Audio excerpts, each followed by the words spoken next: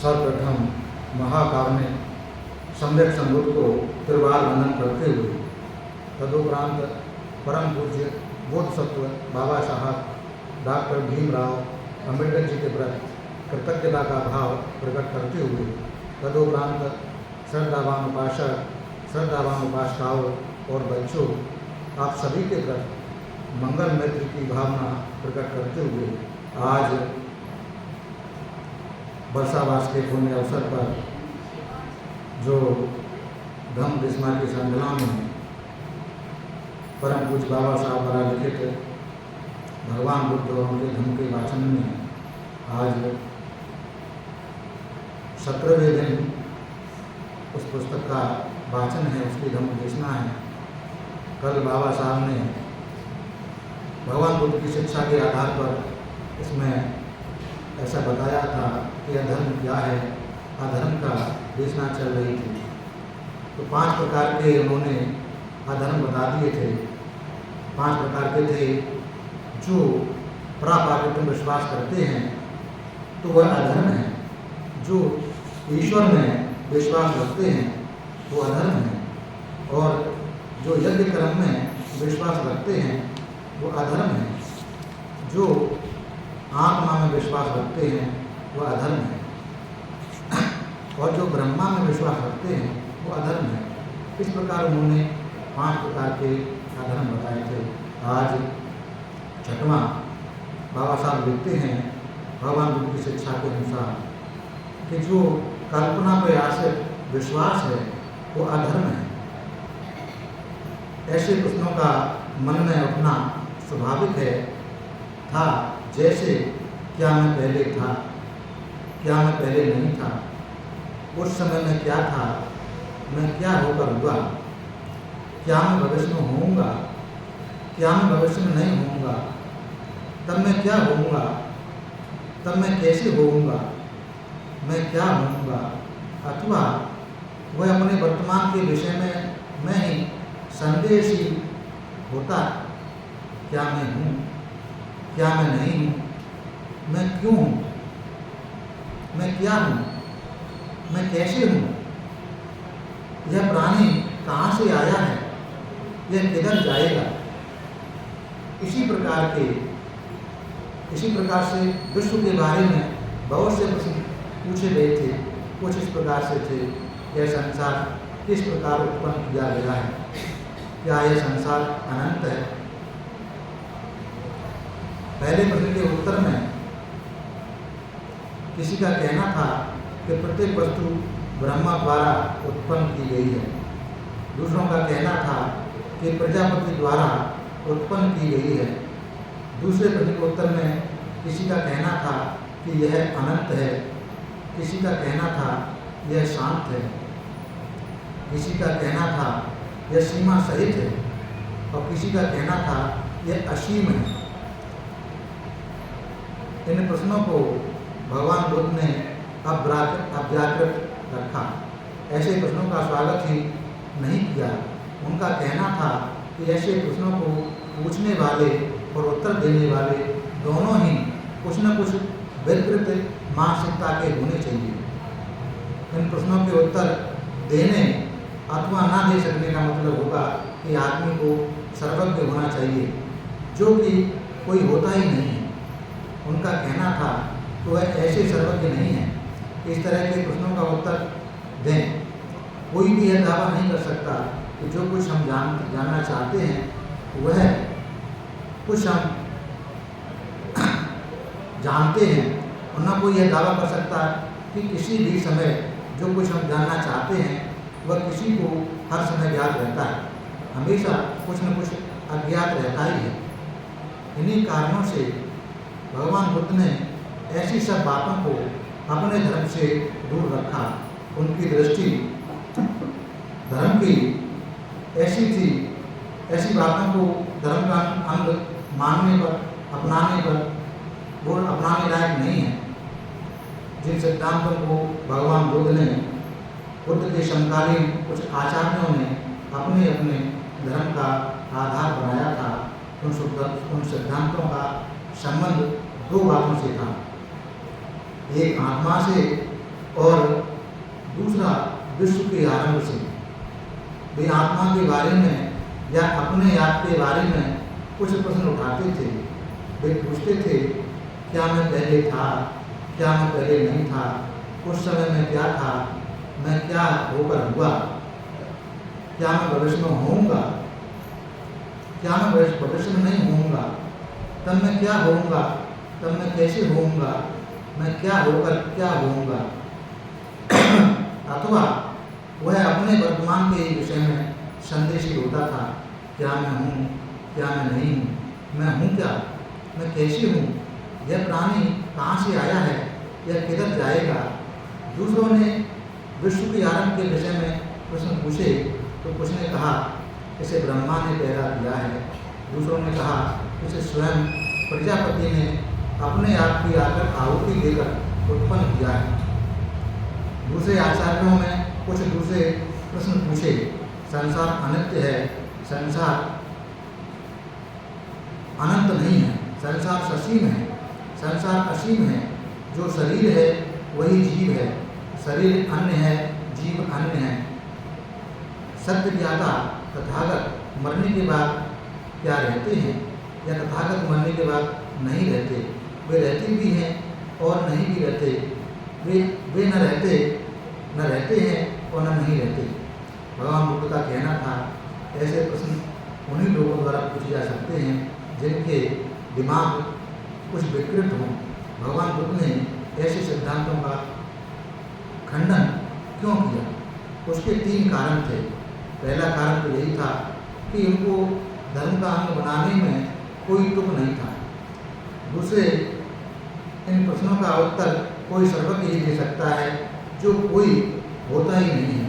उन्होंने अपने प्रवचनों में इसी बात पर जोर दिया। उन्होंने कहा कि एक ही समय में और उसी समय में कोई भी सभी बातों का ज्ञान प्राप्त नहीं कर सकता। ज्ञान का कहीं अंत नहीं है, कुछ न कुछ और अधिक जानने की हमेशा बाकी रहेगा। इन सिद्धांतों के विरुद्ध तीसरा तर्क यह था कि ये सब सिद्धांत केवल कल्पना आश्रित थे, उनका सत्य परीक्षित नहीं था और न उनके सत्य की परीक्षा वही शक्ति थी।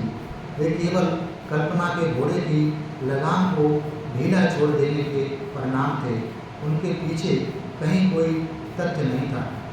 और फिर इन कल्पना आश्रित सिद्धांतों का एक आदमी और दूसरे आदमी के आपसी संबंध में क्या प्रयोजन है? एकदम कुछ भी प्रयोजन नहीं है। तथागत ने यही नहीं माना संसार का निर्माण हुआ है। तथागत की मान्यता थी संसार का निर्माण नहीं, विकास हुआ है। इस प्रकार भगवान ने जो कल्पना पर आश्रित बातें हैं, जो सिद्धांत हैं कल्पना पर आश्रित, उस सबको भगवान ने अधर्म कहा है। 7वें नंबर पे बाबा साहब लिखते हैं कि धर्म की पुस्तकों का वाचन अधर्म है। भगवान बुद्ध की वाणी के अनुसार बाबा साहब लिखते हैं तो जो धर्म की पुस्तकों का वाचन मात्र है वो अधर्म है।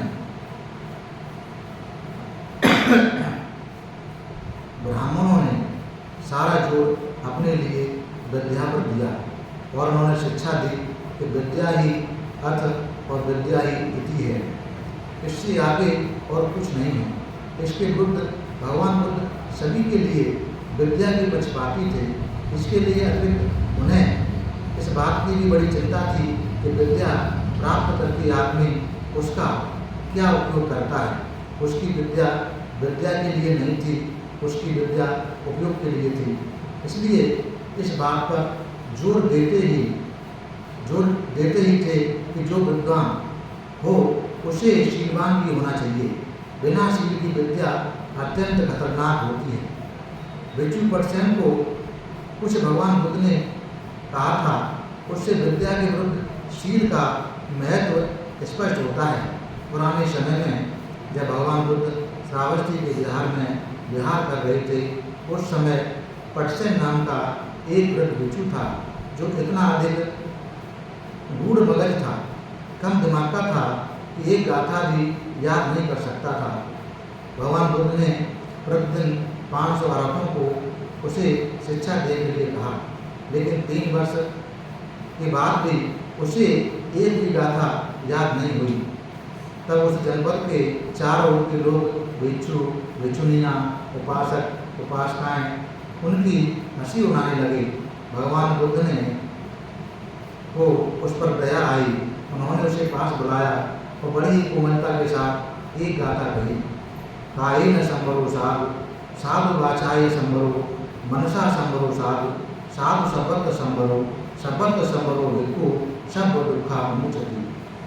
अथवा इसका अर्थ है, जिसका काया संयत है, जिसका वाणी संयत है, जिसका मन संयत है, जिसका सारा संयत है, सब कुछ संयत में है, वह सारे दुखों से ऊपर उठ जाता है। सारे सभी दुखों को छोड़कर मुक्त होकर निर्वाण प्राप्त कर सकता है। तथागत की करुणा से जैसे पटसेन के हृदय में कली खिल गई, बुद्ध भगवान ने भिक्षु पटसेन से भी ये गाथा दोहराई। तब भगवान ने उससे कहा, अब तुम केवल एक गाथा कह सकते हो और लोग इसे जानते हैं, इसलिए अभी भी लोग तुम्हारा मजाक उड़ाएंगे। मैं अब तुम्हें इस गाथा का अर्थ भी समझाता हूँ, तुम ध्यानपूर्वक सुनो। तब भगवान बुद्ध ने शरीर के 3 अकुशल कर्म, वाणी के 4 अकुशल कर्म और मन के 3 अकुशल कर्म, इन 10 अकुशल कर्म समझाए। इन 10 अकुशल कर्मों के त्याग से आदमी निर्वाण प्राप्त कर सकता है। इस प्रकार समझाए जाने पर भिक्षु पटसेन को सत्य का बोध हो गया और वह उस धर्मों को अच्छी तरह समझकर आँख साफ कर आरंभ पद का लाभी हुआ। अब इस समय बिहार में 500 भिक्षु रह रहे थे। उन्होंने अपने में से एक को बुद्ध के पास भेजा कि वे किसी भिक्षु को उन्हें धर्म उपदेश देने के लिए भेज दें। उनकी प्रार्थना सुनकर भगवान बुद्ध ने वृद्ध पटसेन को ही उन्हें धर्म उपदेश देने के लिए भेजना चाहा। तब भिक्षुनियों को यह पता लगा तो वे आपस में बहुत हंसी। उन्होंने तय किया कि दूसरे दिन वृद्ध पटसेन के आने पर वे गाथा का उल्टा उच्चारण कर उसे गड़बड़ा देंगे और शर्मिंदा करेंगे। दूसरे दिन जब वृद्ध पटसेन आए, छोटी बड़ी सभी भिक्षुनियों ने उनका स्वागत किया और तब वे अभिवादन करते समय आपस में हंसने लगी। तब बैठने पर उन्होंने वृद्ध पटसेन को भोजन कराया। जब भोजन हो चुका और उनसे हाथ धो लिए, तब उन्होंने उससे अपना प्रवचन आरंभ करने के लिए कहा। उनके प्रार्थना करने पर वृद्ध पटसेन ने धर्म आसन ग्रहण किया और अपना प्रवचन आरंभ किया। बहनों, मेरी बुद्धि अधिक नहीं है, मेरा ज्ञान और कम है। मैं केवल एक गाथा जानता हूँ। मैं वह पढ़ूंगा और उसका अर्थ भी समझाऊंगा। तुम ध्यान से सुनकर उसके अर्थ को धारण करना। तब सभी भिक्षुओं ने उल्टे क्रम से उस गाथा को कहने का प्रयास किया, लेकिन यह क्या, उनका मुंह खुल नहीं सका। वे लज्जा से डर गई। उन्होंने अपने सिर नीचे लटका लिए। तब भगवान बुद्ध से प्राप्त शिक्षण के अनुसार वृद्ध पटसेन ने उस गाथा को दोहराकर उसकी व्याख्या करनी शुरू की। उनका प्रवचन सुनकर सब भिक्षुनियों को आश्चर्य हुआ। उस उपदेश को सुनकर वे बहुत प्रसन्न हुई। उन्होंने उसे सिर माथे पर स्वीकार किया और वे सभी आरत हो गईं। इसके अगले दिन राजा प्रसेनजित ने भगवान बुद्ध प्रमुख भिक्षु संघ को अपने यहाँ भोजन के लिए निमंत्रित किया। भगवान बुद्ध ने पटसेन की विशेष उन्नति स्थिति पहचान कर उसे अपना भिक्षा पात्र देकर साथ साथ चलने के लिए कहा। लेकिन जब वे राजमहल के द्वार पर पहुँचे तो उस द्वारपाल ने, जो उससे पूर्व परिचित था, वृद्ध पटसेन को अंदर नहीं जाने दिया। बोला कि जो भिक्षु केवल एक गाथा जानता है, हमें उसका आतिथ्य नहीं करना है। तुम्हारे जैसे सामान्यों के लिए स्थान नहीं है। अपने से श्रेष्ठ लोगों को रास्ता दो और स्वयं चलो। उसके बाद परसेन दरवाजे के बाहर ही बैठ गए। जब भगवान बुद्ध आसन पर विराजमान हुए, उन्होंने हाथ धोए, लेकिन रह गया भिक्षा पात्र के लिए परसेन का हाथ वहाँ उपस्थित था। राजा, मंत्रियों तथा अन्य उपस्थित जनों ने जब यह देखा तो उन्हें बड़ा आश्चर्य हुआ। तो बोले, वो यह कौन है? तथागत ने उत्तर दिया, यह भिक्षु परसेन है। इसे अभी अर्घ प्राप्त हुआ है। मैंने इसे अपना भिक्षा पात्र लेकर इसे पीछे पीछे आने के लिए कहा था, किंतु द्वारपाल ने उसे अंदर नहीं आने दिया। तब परसेन को भी प्रवेश मिला और वह भी संघ में आ सम्मिलित हुए। तब राजा प्रसिद्ध ने भगवान बुद्ध से पूछा, मैं सुनता हूँ कि परसेन की कुछ योग्यता नहीं है, वे केवल एक ही गाथा जानते हैं, तो उसे अर्घ कैसे प्राप्त हुआ? भगवान ने उत्तर दिया, ज्ञान अधिक न भी हो, शील मुख्य वस्तु है। हम परसेन में इस गाथा के मर्म को अच्छी तरह से हृदय में उतार कर अपना शरीर, अपनी वाणी और विचार पूरी तरह से शांत कर लिए हैं, शांत हो गए हैं। यदि किसी आदमी के पास ज्ञान अधिक भी हो, किंतु उसका आचरण उसके अनुसार न हो, तो फिर वह सारा ज्ञान उस आदमी को विनाश की ओर ले जाता है और उसे कोई बचा नहीं सकता। इसके बाद तथागत ने कहा कि चाहे कोई आदमी 1000 गाथाओं का वाचन करे, लेकिन यदि वह उन गाथाओं के अर्थ से अपरिचित हो, तो उनका यह वाचन किसी भी एक गाथा के वाचन के समान नहीं है। इसे सुनकर चित्त शांति को प्राप्त हो, बिना समझे हजारों शब्दों के उच्चारण का भी क्या प्रयोजन, लेकिन एक शब्द का सुनना, समझना और उसके अनुसार आचरण करना निर्वाण पद लाभी होने का कारण हो सकता है।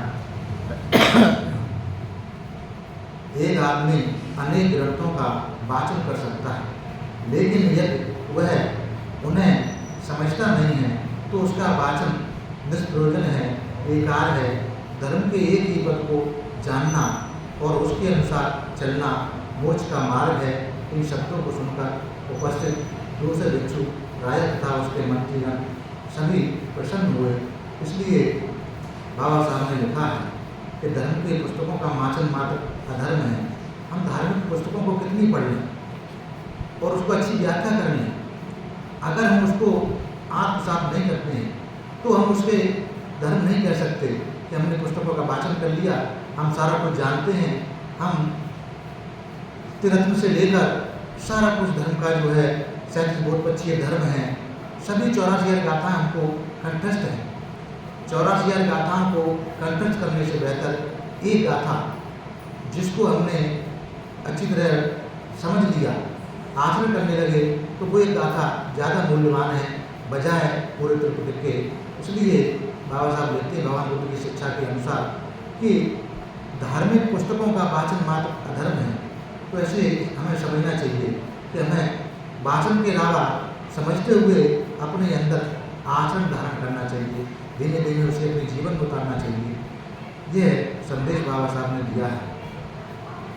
8वें में लिखते हैं, धर्म की पुस्तकों को गलती की संभावना में से परे मानना अधर्म है। 8वें में बाबा साहब ने लिखा कि जो धर्म की पुस्तकें लिखी गई हैं उनको अगर गलती की संभावना से परे मानते हैं तो यह अधर्म है। ब्राह्मणों की घोषणा थी कि वेद केवल पवित्र ग्रंथ हैं, बल्कि ये स्वतः प्रमाण हैं। ब्राह्मणों ने वेदों के स्वतः प्रमाण होने की घोषणा नहीं की थी, बल्कि उन्होंने वेदों को गलती की संभावनाओं के परे माना था। इस विषय में भगवान बुद्ध ब्राह्मणों से सर्वदा विरोधी मत रखते थे। उन्होंने वेदों को पवित्र नहीं माना, उन्होंने वेदों को स्वतः प्रमाण नहीं माना, उन्होंने वेदों को गलती की संभावनाओं के परे नहीं माना।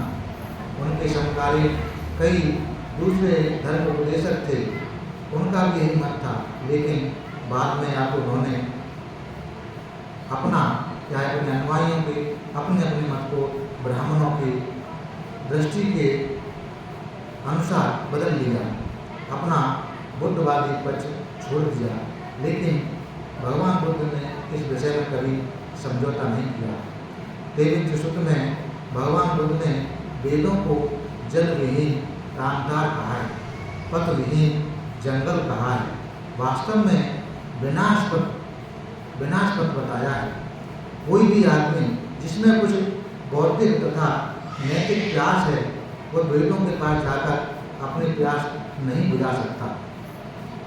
जहाँ तक वेदों को गलत होने की संभावनाओं से परे होने की बात है, तथागत ने कहा कि कोई ऐसी चीज़ें हो ही नहीं सकती जो गलत होने की संभावनाओं से सर्वदा परे हों, वेद भी नहीं है। इसलिए भगवान बुद्ध ने कहा कि हर चीज़ का परीक्षण और पुनर्परीक्षण होते रहना चाहिए। यह बात उन्होंने लोगों को दिए गए अपने प्रवचनों में स्पष्ट की है।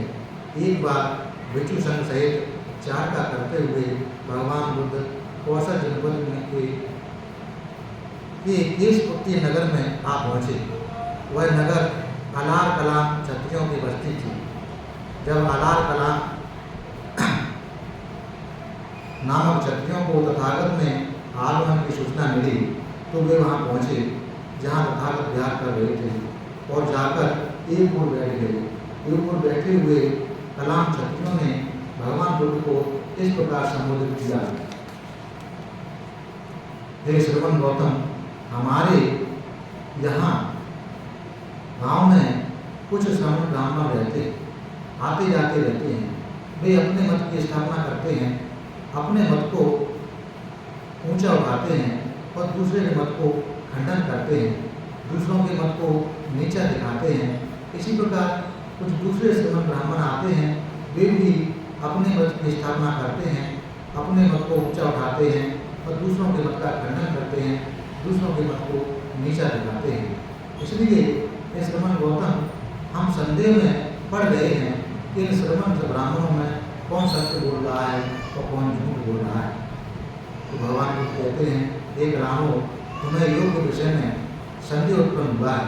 तुम्हारे मन में योग के विषय में जो शक उत्पन्न हुआ है वो अच्छा है। एक रामो, तथागत ने कथन जारी रखा, किसी बात को केवल इसलिए मत मानो कि वह तुम्हारे सुनने में आई है। किसी बात को केवल इसलिए मत मानो कि वह परंपरा से प्राप्त हुई है। किसी बात को केवल इसलिए मत मानो कि वह बहुत से लोग उसके समर्थक हैं। किसी बात को केवल इसलिए मत मानो कि वह धर्म ग्रंथों में लिखी है।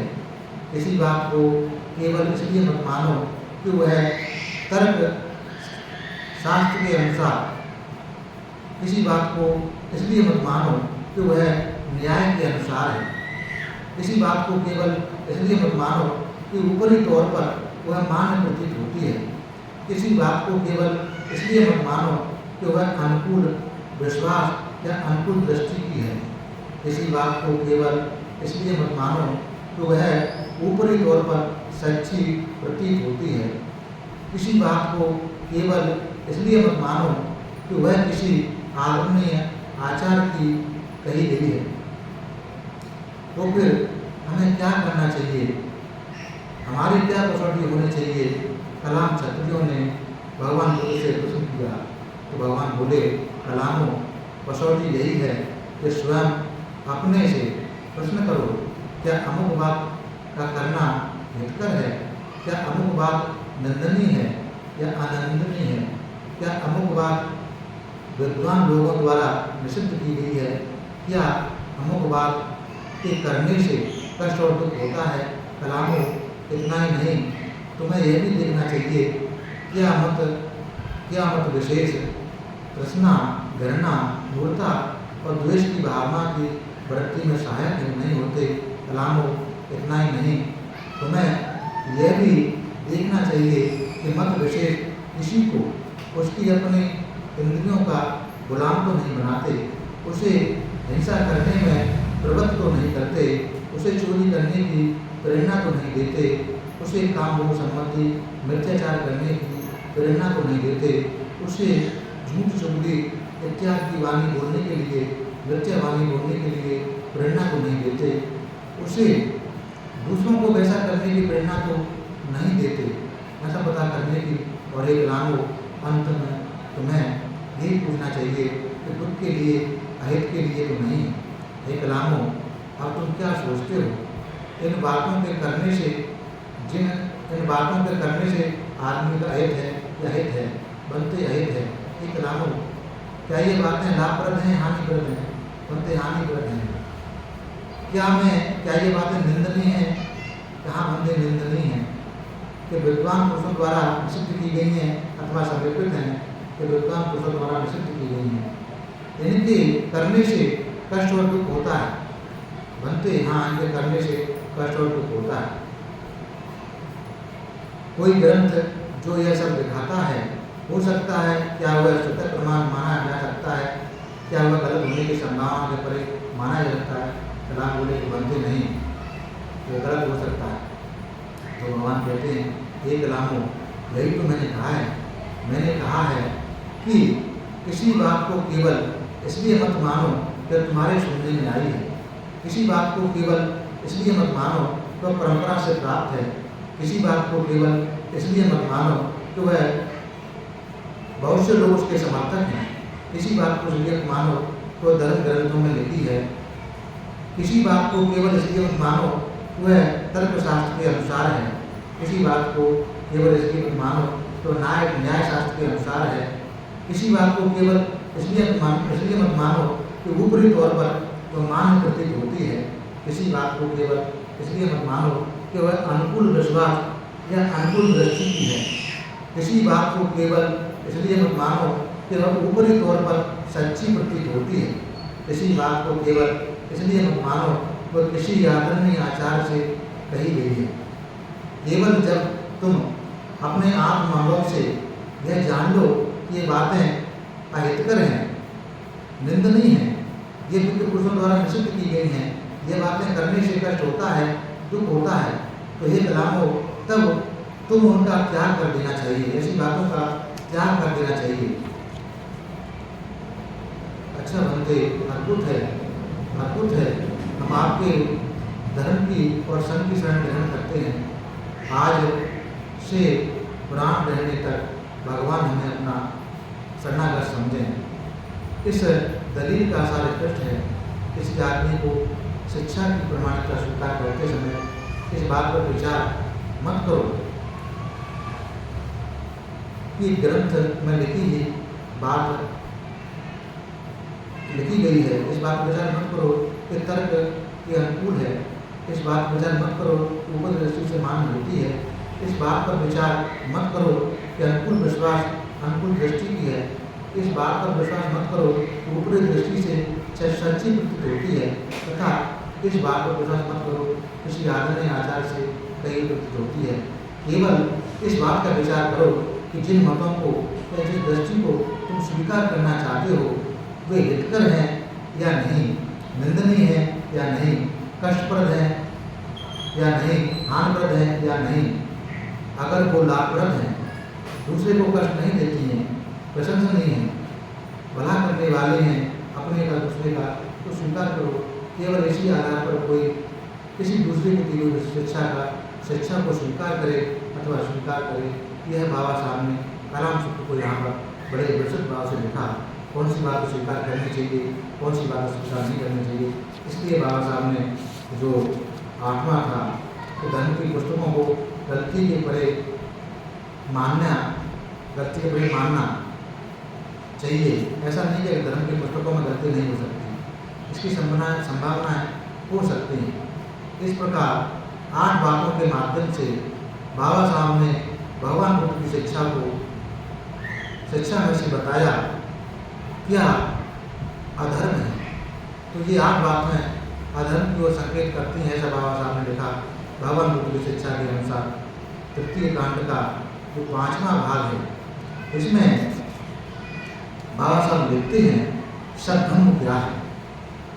सद्धर्म क्या है? सद्धर्म के कार्य मन के मैल को दूर कर उसे निर्मल बनाना सद्धर्म है। एक समय जब भगवान बुद्ध श्रावस्ती में विहार कर रहे थे तो कौशल नरेश प्रसिद्ध वहाँ आए और तथागत जहाँ तथागत ठहरे हुए थे और अपने रथ से उतरकर अत्यंत भक्ति भाव से तथागत के समीप बैठे। उन्होंने तथागत से प्रार्थना की कि कल के लिए उनका निमंत्रण स्वीकार करें।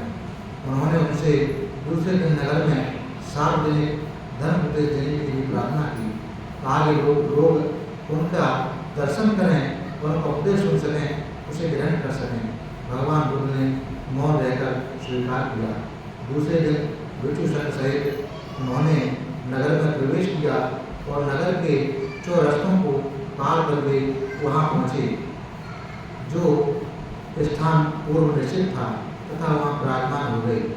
भोजन के बाद राजा ने तथागत से प्रार्थना की कि वे उस खुली सभा में प्रवचन करें। तब उस समय उनका प्रवचन सुनने वाले बहुत थे। जब उस समय उनके श्रोताओं में दो व्यापारी भी थे। एक ने सोचा कि महाराज ने यह कितनी बड़ी बुद्धिमानी की बात की है, इस प्रकार सार्वजनिक धर्म उपदेश करवाया है। वे उपदेश कितने व्यापक हैं और कितने उपदेश गहरे हैं। दूसरे ने सोचा कि महाराज ने यह क्या मूर्खता की है, इस प्रकार इस आदमी से यहाँ उपदेश दिलवा रहे हैं। जैसे कोई बछड़ा अपनी माँ के पीछे चलता है, उस गाड़ी से बना हुआ है, उसे खींचती है, उसी प्रकार यह बुद्ध भगवान राजा से बंधे हुए हैं। दोनों व्यापारी नगर से विदा हुए और एक सराय में पहुँचे जहाँ दोनों एक साथ ठहरे।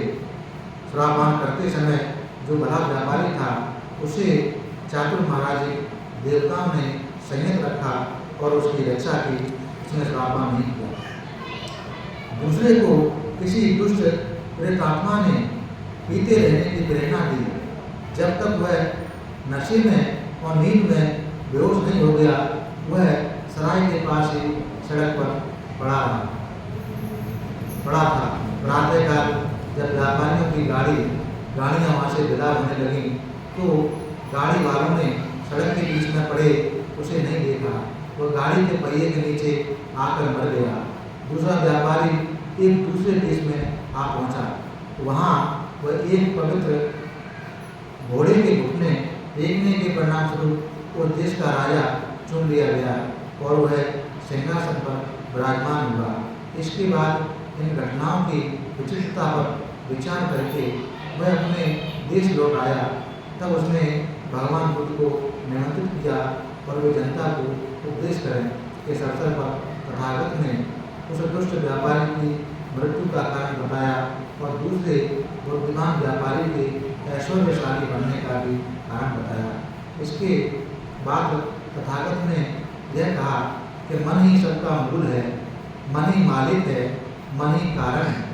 यदि आदमी का मन दुष्ट होता है तो वह दुष्ट वाणी बोलता है और दुष्ट कार्य करता है, तब दुख उस आदमी के पीछे पीछे ऐसे ही हो लेता है जैसे गाड़ी के पहिए खींचने वाले बैल के पीछे लग जाते हैं। मन ही सबका मूल है, मन ही शासन करता है, मन ही योजना बनाता है। यदि आदमी का मन शुद्ध होता है तो वह शुद्ध वाणी बोलता है और शुद्ध कर्म करता है, तब सुख आदमी के पीछे ऐसे हो लेता है जैसे व्यक्ति की छाया हमेशा साथ रहती है, कभी साथ नहीं छोड़ती, व्यक्ति के पीछे भी चलती है। यह सुनने पर राजा और उसके मंत्री तथा अन्य लोगों ने धर्म दीक्षा ग्रहण की, वो तथागत के शिष्य बन गए। ऐसा भगवान ने इसमें बताया। नंबर 2 गाथाओं के माध्यम से हम बाकी का जो इसके बारे में कल वाचन करेंगे, देखना होगी। आज आप लोगों ने सुबह शील ग्रहण कर, ध्यान कर, चक्रमण ध्यान कर, पूजा वंदना लेकर, सूत्र सेवन कर बहुत सारे पुण्य संचय किए। शाम को भी आप लोगों ने शील ग्रहण कर, पूजा वंदना लेकर, धर्म श्रवण कर बहुत सारे पुण्य संचय किए। जो भी हम लोगों ने पुण्य संचय किए हैं, ये सभी पुण्य हम सबसे पहले सभी देवताओं को अनुमोदन करते हैं। इस पुण्य के बल से सभी देवताओं का श्रद्धा, शील, श्रुत, त्याग, प्रज्ञा आगे बढ़ जाए। सभी देवता हम सबको धार्मिक सुरक्षा प्रदान करें। उसके बाद ये सारे पुण्य हम लोग अपने आचार्य, उपाध्याय, वरिष्ठ मंत्रीगणों और सभी मंत्रीगणों को अनुमोदन करते हैं। इस पुण्य के बल से वो सुखी रहें, उनका कल्याण हो, उन सभी लोगों को धर्म के मार्ग पर चलकर उत्तम 4 शब्द का साक्षात्कार होने का पुण्य मिल जाए। उसके बाद ये सारे पुण्य हम लोग संसार के सारे प्राणियों को अनुमोदन करते हैं। इस पुण्य के बल से संसार के सारे प्राणी सुखी हों, सभी का कल्याण सदे, सभी को धर्म का मार्ग मिले, सभी कर्म बल के प्रभाव से मुक्त होकर निर्वाण गति को प्राप्त हों। उसके बाद ये सारे पुण्य हम लोग यहाँ आए हुए सभी लोगों को अनुमोदन करते हैं। इस पुण्य के बल से वो सभी लोग सुखी हों, सभी का कल्याण सदे, उन सभी लोगों की सारे प्रकार की आपत्ति विपत्ति, सारे प्रकार की विघ्न बाधा दूर हो, उन सभी लोगों को उत्तम 4 साक्षात्कार करने का पुण्य मिल जाए। उसके बाद ये सारे पुण्य हम लोग सभी श्रद्धावान उपासक उपासनाओं को अनुमोदन करते हैं, जो हम लोगों को भोजन, चीवर, कुटिया, दवा तथा परिष्कार आदि से सेवा करते हैं। इस पुण्य के बल से वो सभी लोग सुखी हों, उन सभी लोगों के व्यापार धंधे आगे बढ़ें, उन लोगों के जीवन से सारे प्रकार की विघ्न बाधा, सारे प्रकार की कष्ट पीड़ा दूर हो, तीर्थ के अनुभव से और किए हुए पुण्य के बल से उन सभी लोगों को उत्तम 4 साक्षात्कार करने का पुण्य मिल जाए। सबका भला हो, सबका मंगल हो, सबका कल्याण हो। भवतु शब मंगलम, भवतु शब मंगलम, भवतु शब मंगलम।